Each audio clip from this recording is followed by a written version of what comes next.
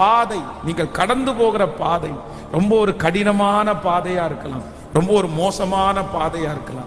அந்த பாதையை குறிச்ச ஒரு உணர்வு வேற யாருக்கும் சொல்லி புரிய வைக்க முடியாததா இருக்கலாம். அந்த பாதையை யாரும் அறிஞ்சிக்கவே முடியாது, தெரிஞ்சுக்கவே முடியாது. இப்படிப்பட்ட ஒரு பாதையிலே கடந்து போகிறது உங்களுக்கு மட்டும் தெரிந்திருக்கலாம். நான் இதை யார்கிட்ட சொல்லுவேன், என்னுடைய யார்கிட்ட நான் ஷேர் பண்ண முடியாது. அது என் மனசுக்குள்ளேயே இருக்குது, என்னுடைய இருதயத்துக்குள்ளேயே இருக்கிறது.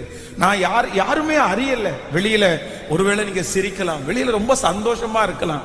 யாருக்குமே இப்படிப்பட்ட ஒரு சூழ்நிலை, இப்படிப்பட்ட ஒரு வியாதி, இப்படிப்பட்ட ஒரு பிரச்சனை இருக்கிறது யாருக்கும் தெரியாம இருக்கலாம். ஆனா ஆண்டவர் மட்டும் இன்றைக்கு கர்த்தர் வாக்கு கொடுக்கிறாரு, நான் போகிற வழி யாருக்கும் தெரியாவிட்டாலும் நான் போகிற பாதையை கர்த்தர் அறிந்திருக்கிறார். நீங்க